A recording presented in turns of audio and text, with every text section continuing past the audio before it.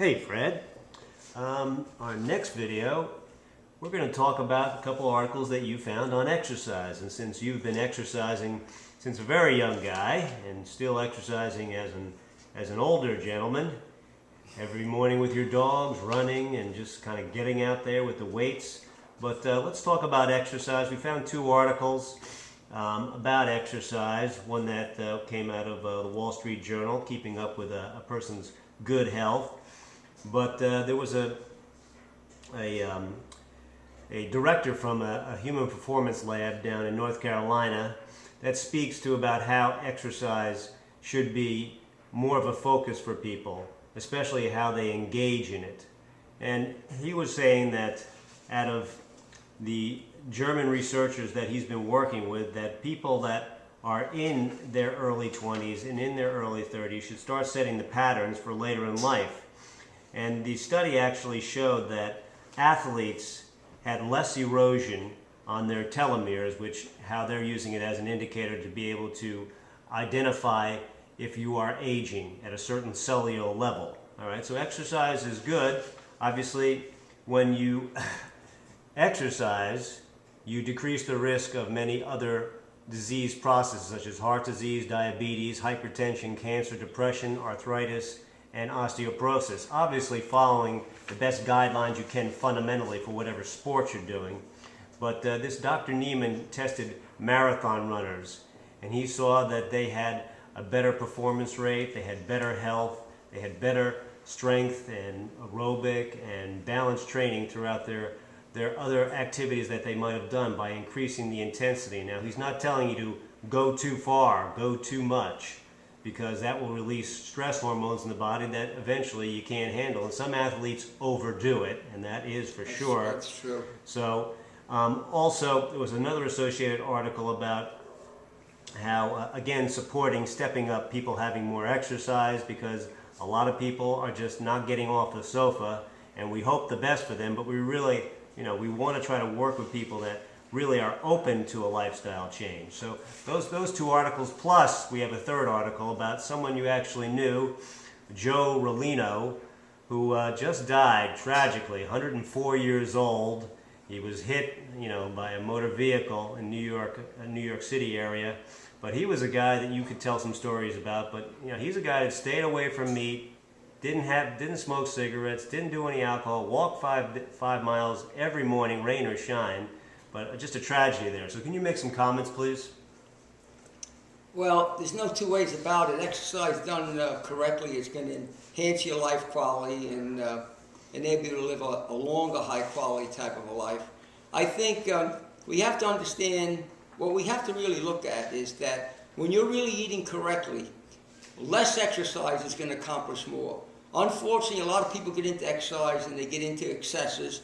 I mean, I've done it myself. I've done some excessive things, and it caused me problems. Many years ago, I ran through the prevention marathon. It was a blizzard. I mean, that was probably one of the stupidest things I ever done in my whole life. I got very bad frostbite, and my nose and my right ear had frostbite. Some of the experts said that I would always suffer in those areas of my body in cold weather. And I believe because of my lifestyle, the next year I was fine. So I did, in the older days, did get into excesses. I trained very, very heavy with the weights. I had a way of training that was really, really excessive, but it made you very, very strong. But I got away from that as time went on, got into long-distance running, and I was kind of sorry I did get away from it, because right now, at this point, it would definitely have probably made my life even better. But I'm planning on getting back into it. But exercise done correctly, resistance exercise, stretching, yoga, Pilates, Tai Chi, all these type of things are beneficial, along with a good diet. There's no doubt about it. If you combine these things, your chances of have a super immune system is, without exaggeration, it's a real thing.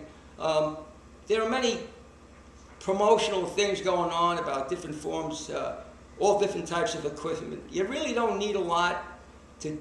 I mean, you can use rubber bands, you can have a cable set, a weight set, you could stretch out on a carpet, you could do yoga, there's all kinds of fabulous things that you could do. But strength is very, very important, especially as you get older.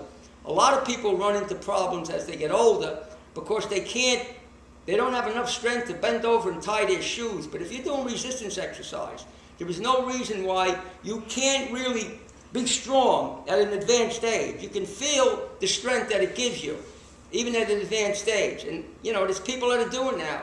Jack LaLanne, who's in his 90s, I think he's up in his mid-90s. The guy's strong, is a very, very strong guy with a tremendous amount of endurance. Of course, he knows a lot about diet. He's combining with a healthy diet. Joe Rolino, I mean, a lot of stories I heard about him from a mutual friend of ours.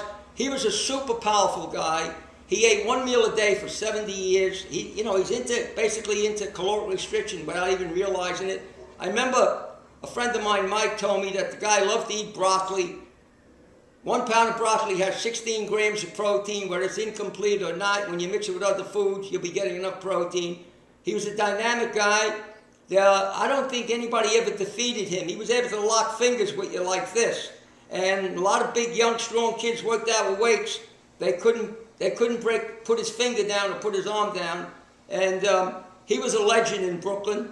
I mean, there was a lot of old-time strongmen years ago on Coney Island that would, you know, they went bathing in the middle of the winter in the ocean. And Joe was one of those guys, jumped in the ocean in the coldest weather. He did all those things. He had a great physique, according to a picture in the paper when he was 10 years old. So putting all this knowledge together, exercise, you know, good state of mind, eating the right type of diet. But in this country, we definitely have too many people that are sedentary. They're overeating, they're getting obese.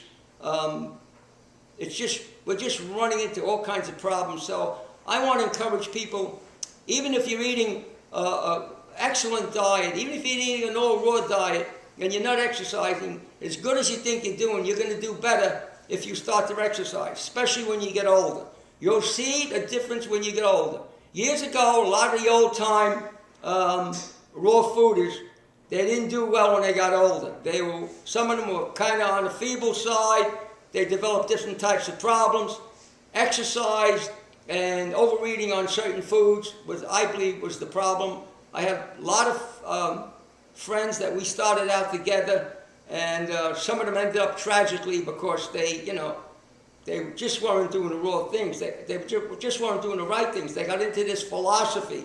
They thought they were living in paradise, and they were going to live on this philosophical diet. And one of my close friends, he didn't have a good ending, and I used to try to convince him that he was definitely overeating on the fruit, but he was convinced that we were basically frugivores, and it didn't come to a good end under that situation. Now, I don't want anybody to misunderstand me. I'm not taking any positions in some of these controversies. I eat fruit myself. I base my fruit on the amount of exercising I'm eating. I make sure I eat grounded with plenty of greens here. So I don't want to be involved in any kind of controversy. I'm not taking any kind of position. I'm just not a dogmatic guy. I'm basically interested in science, what the evidence shows in science, and what my personal clinical experience has shown, and also the experience I've had in my own lifetime. Great, Fred. That was really wonderful. And our condolences go out to the Rolano family. It's a very big tragedy. I know, Fred, you would talk with him every once in a while, every couple of years. He was a very hardy guy. He might have lived many, many, many more years, but we appreciate what he did on this earth, and I know you and him generally had a mutual acquaintance, so condolences to the family. Again, check us out on fredbishyforhealth.com and check out our blog, leave some comments, and if you have any articles you'd like us to review, please email us. Thank you.